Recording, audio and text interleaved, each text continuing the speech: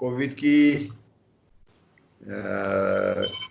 जो केसेज हैं वो हमारे राज्य में आए 15 मार्च को। और ये ये केस जो थे ये स्पेन से लौटकर आए थे वापस भारत में। हमारे अखिल भारतीय सेवा के अधिकारी थे। तो हमने तत्काल 17 या 18 मार्च को ही हमने स्कूलों के जो अवकाश थे वो हमने ऑर्डर कर दिया और वर्क फ्रॉम होम ये सबसे पहले हमने अपने राज्य में प्रारंभ किया। और साथ ही जो लॉकडाउन की शुरुआत हुई, जब माननीय प्रधानमंत्री जी ने जनता कर्फ्यू की बात की, घोषणा की, तो उत्तराखंड राज्य में फिर 23 मार्च से ही लॉकडाउन शुरू कर दिया गया। यानी जो 25 को जो देश में माननीय प्रधानमंत्री ने घोषणा की, तो हमने 23 के बाद ही लॉकडाउन अपने राज्य में लागू कर दिया था। और उसका परिणाम भी हमको मिला कि राज्य में हम इसको रोक पाने में सफल रहे। और जो प्रारंभ का दौर निकला, हम ये कहें कि लगभग 15 मई तक तो राज्य में स्थिति पूरी तरह समाप्त की ओर थी, खात्मे की ओर थी। और उसका अगर उसका कारण बताएं आपको, तो प्रारंभ में या तो ये जो हमारे यहाँ विदेश से जो ये लोग लौट कर आए थे वो प्रभावित थे, या फिर जमातियों से इसकी शुरुआत हुई थी।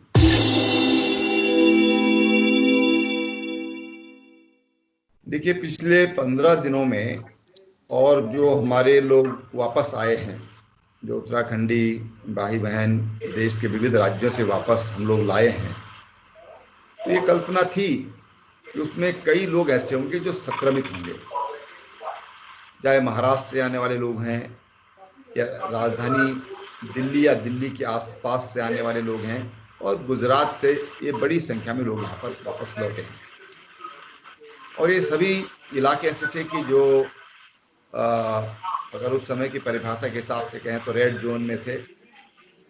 लेकिन उन लोगों को लाना ये हमारे लिए बहुत जरूरी था, क्योंकि वो वहाँ पर छोटी छोटी नौकरियों में थे, उनके जो संस्थान थे जहाँ वो नौकरी कर रहे थे वो बंद हो गए, सर्विस सेक्टर पूरी तरह बंद हो गया था।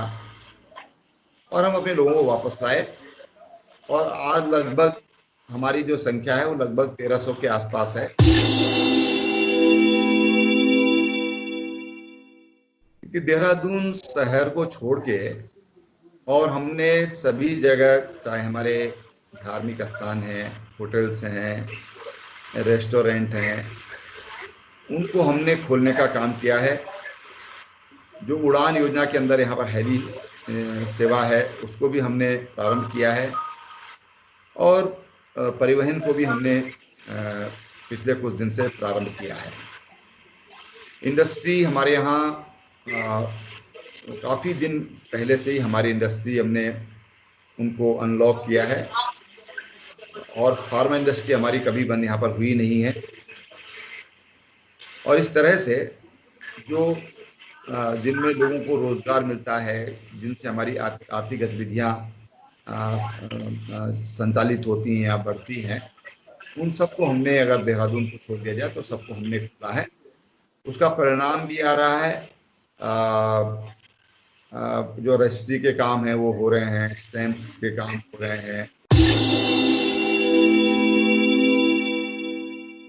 जो हमने महत्वपूर्ण जो शुरुआत की है वो है जो हमारे एग्रीकल्चर और संबंधित जो गतिविधियां हैं उन पर हमने विशेष फोकस किया है। क्योंकि आज इस दौर में हमको ये लगता है कि भविष्य में जो हिमालयी प्रोडक्ट हैं, हिमालयी जो उत्पाद हैं, इनकी डिमांड बढ़े।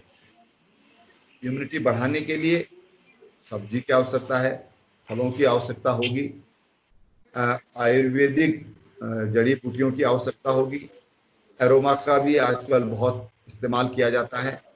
तो इन सब चीज़ों पर हमने फोकस किया है। मधुमक्खी पालन है, जो पोल्ट्री है, गौट्री है, फिशरीज है, इन सब पर हमने, ताकि स्थानीय जो रोजगार हैं वो लोगों को मिले और वो धीरे धीरे हमारी आर्थिक उन्नति का भी सहायक बने।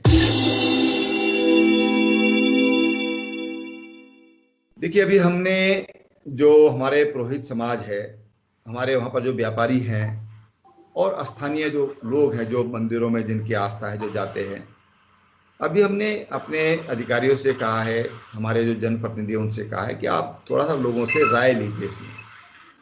पुरोहित समाज अभी, उनकी जो आवाज़ है वो ये है कि इसको अभी ना खोला जाए, समस्याएं खड़ी हो सकती है। तो हमने कहा उनसे बातचीत करिए और सीमित मात्रा में, नियंत्रित मात्रा में हम वहाँ पर जो श्रद्धालु हैं उनको जानने देने के लिए लोग तैयार हों। फिर ये कि वहाँ पर रात को लोग टिके नहीं, दर्शन करके और वापस आ जाएं। तो इस ढंग पर इन सारे विषयों पर बातचीत चल रही है। मुझे लगता है कि 1-2-3 दिन में सारे जो बातचीत लोगों से होनी है उनसे बातचीत होकर के हमारे पास सुझाव आ जाएंगे और हम उस पर फिर निर्णय लेंगे। देखिए, सचिव वित्त ने जो बात आपको बताई है बिल्कुल सही बताई है और ये बात बिल्कुल निश्चित है कि इससे उबरने में हमको समय लगेगा, क्योंकि जो हमारा मुख्य व्यवसाय है वो पर्यटन है।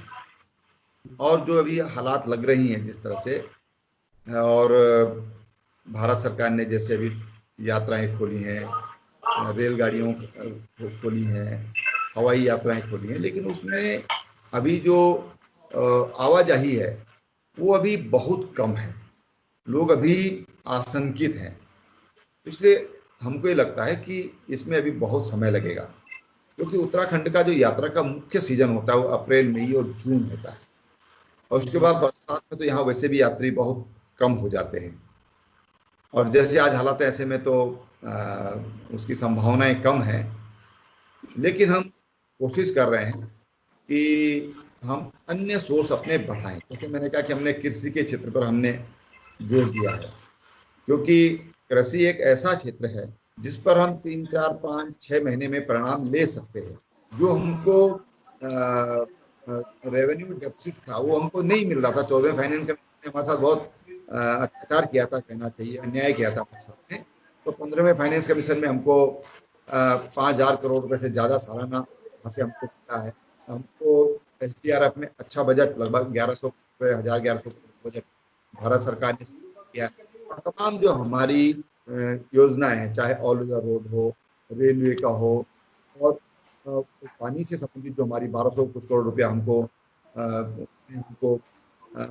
भारत सरकार ने दिया है, ऐसी तमाम जो डेवलपमेंट की एक्टिविटीज़ हैं उसके लिए भारत सरकार ने हमको पैसा दिया है। अभी भारत नेट ये प्रोजेक्ट हमारा स्वीकार हुआ है, जिसमें लगभग 2000 करोड़ रुपया इन 1-1.5 साल में इन्वेस्टमेंट हमारे राज्य में आएगा। तो हमारी कोशिश है कि इस ढंग से इन्वेस्टमेंट हम राज्य में लाएं, उससे राज्य को जहां राजस्व मिलेगा, GST के माध्यम से मिलेगा, वहीं हमारे लोगों को रोजगार भी मिलेगा।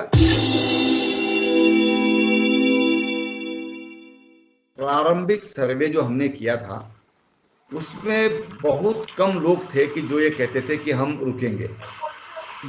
लोगों का अधिसंख्यक मत था कि हम वापस अपने कारोबार पर जाएंगे। लेकिन जो लोग बाद में आए, अब वो लोग कहते कि हम गांव में ही रहेंगे, और उसके लिए हमने एक पोर्टल बुक करके हमने बनाया है। इसमें तमाम वो लोग अपने आप को रजिस्टर कर रहे हैं, और जितने भी लोग वापस आए हैं, एक एक का मोबाइल नंबर ये हमारे पास है, और हमने उनको बल्क मैसेजिंग किया है कि आप बताइए कि आपकी क्या अभिरुचि है, और उस पर लगातार मॉनिटरिंग चल रही है।